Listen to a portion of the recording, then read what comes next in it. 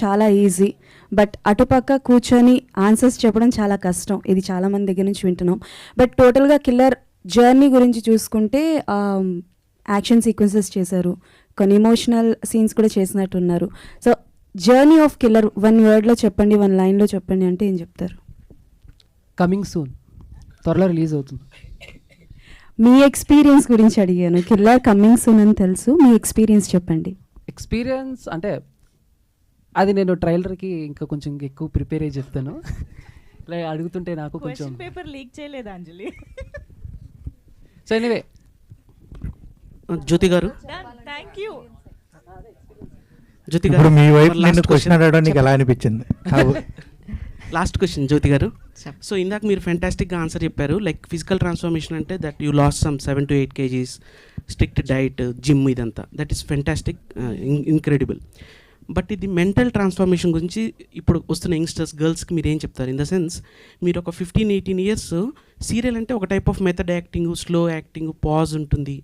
More over మీరు అన్ని mother, అత్తయ్య క్యారెక్టర్ చేసి డైరెక్ట్ డెబ్యూకి వచ్చి అది మదర్ అత్తయ్య ఇక్కడ మాత్రం చేశాను. అదే అక్కడే ట్రూ 10 to 12 years ఆ టైప్ ఆఫ్ సీరియల్ అంటే ఆ మైండ్ సెట్ బేసికల్లీ మీరు ఎంగేజ్లోనే ఆ సీరియస్ రోల్స్, ఆ ఏజ్ మెచ్యూర్డ్ చేశారు. నేనేమంటున్నా, మీరు డైరెక్ట్ ఫస్ట్ మూవీ అటాకే నాట్ లైక్ రెగ్యులర్ ఒక హీరోకి ఒక గర్ల్ ఫ్రెండో ఒక చిన్న రొమాంటిక్ యాంగిల్ అలా కాకుండా టోటల్ 80% ఆఫ్ ద మూవీ ఎక్కడ చూసినా ఫ్లెక్సీలో కానీ పోస్టర్స్ మీరే ఉన్నారు. సో మీరు ఆ షోల్డర్ మీద వేసుకొని డ్రైవ్ చేస్తున్నారు.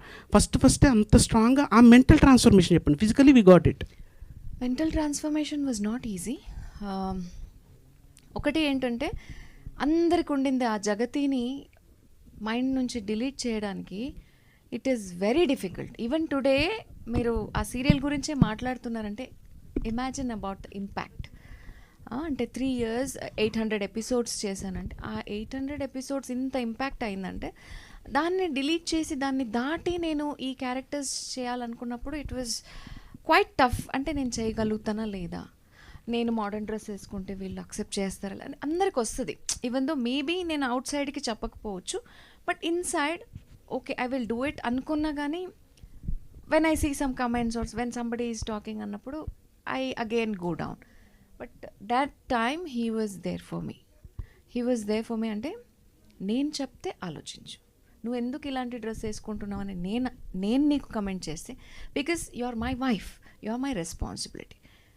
నిన్ను నేను బయట అలా ఎలా పడితే అలా చూపించడానికి నాకు ఇష్టం లేదు. బట్ నేను ఉన్నప్పుడు you don't need to think about others. So అలా నాకు ధైర్యం ఇచ్చి నన్ను ముందుకు నడిపించింది. So maybe that help me to come out of all those things and become mentally strong. Sir, VFX director. Hello sir. Nice to see you. And ఇప్పుడు ఇలాంటి సినిమా తీస్తున్నప్పుడు VFX part is very high. And ఈ VFX అనగానే చాలా time గుంజేస్తుంది, చాలా money గుంజేస్తుంది. So how much did you burn the producer? How much did you fight with your director to get the right output? Yeah, it's not about all the money andi, it's about the the work andi. మనకి ఎంతవరకు అవసరం అంతవరకు maximum pull చేయడానికి చూస్తున్నాం. So ఇదంతా మన జగదీష్ గారి, ఆయన యాక్చువల్గా క్రియేటివ్ సూపర్వైజర్ ఆయన. సో ఆయన బిహాఫ్ ఆఫ్లో అంటే మేము వర్క్ చేసాం. సో కొన్ని సీక్వెన్సెస్కి నిజంగానే బాగా tough, but still we have been pulled it అండి. Yeah, will see you see in the screen అండి, మంచి విజువల్స్ ఉంటాయి. అంటే మన director he's a promising new age film maker. ఇలాంటి ప్రామిసింగ్ ఫిల్మ్ మేకర్స్కి మీరు ఏం చెప్తారు సార్? అంటే VFX అంటే బడ్జెట్స్కి భయపడుతున్నారు చాలామంది యాక్చువల్లీ. సో ఆ ధైర్యం ఎలా ఇచ్చారు డైరెక్టర్ గారికి మీరు?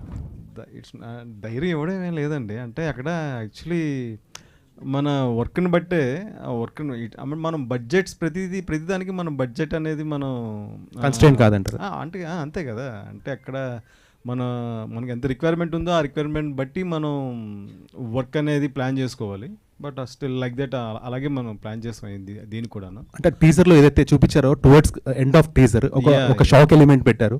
అది quality of the work is very visible and almost ఒక పాన్ ఇండియా లెవెల్కే ఉంది వర్క్. మీకు నచ్చింది కాబట్టి సంతోషం నిజంగా. And is it coming in multi language? 4 days of debate జరిగింది.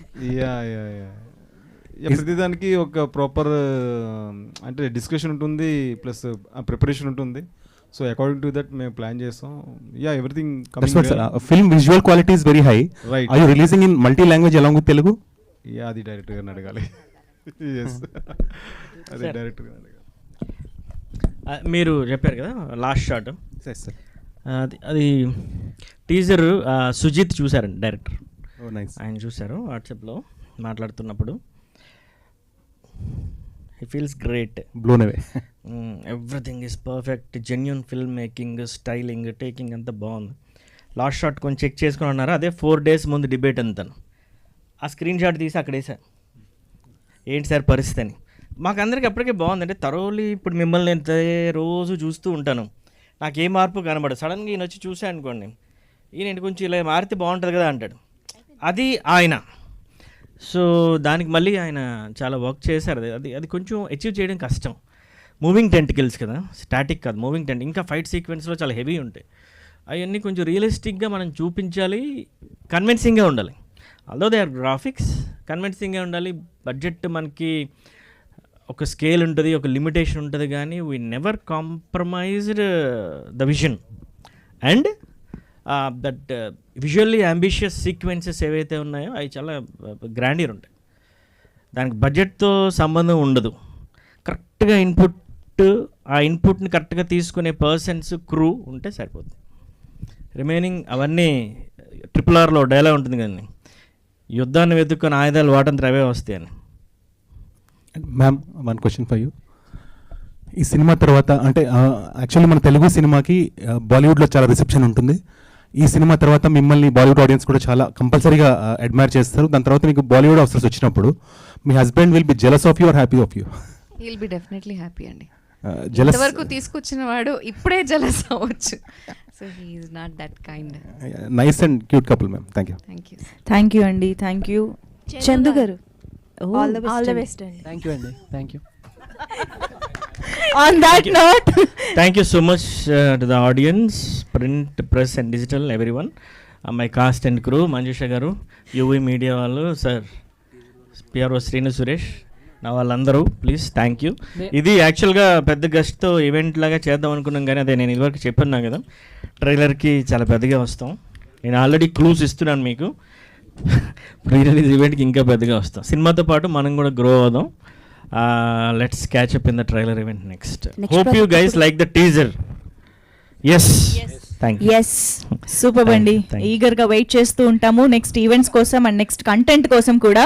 సో ఐఎమ్ షూర్ ఇన్ని ఆస్పెక్ట్స్ ఉన్నాయి కాబట్టి మన మీడియా ఇంటరాక్షన్ కూడా ఇంతసేపు జరిగింది, because they want to know so much about the film. So next coming ఈవెంట్స్లో ఇంకా మాట్లాడుకుందాం ఈ సినిమా గురించి. So thank you so much. Chandu, anchoring ఏమైనా చేయాలి? థ్యాంక్ యూ మంజుష గారు. అబ్బా, thank you so much. Thank you so much. అదండి, ఇక్కడికి వచ్చిన వాళ్ళందరూ నన్ను సుక్కు సుక్కు సుక్కు అంటున్నారు. వీళ్ళందరికీ ఉన్న డౌట్ ఏంటంటే ఈ పూర్వజ్ అనేవాడు ఎందుకు రాలేదు ఈవెంట్ కానీ.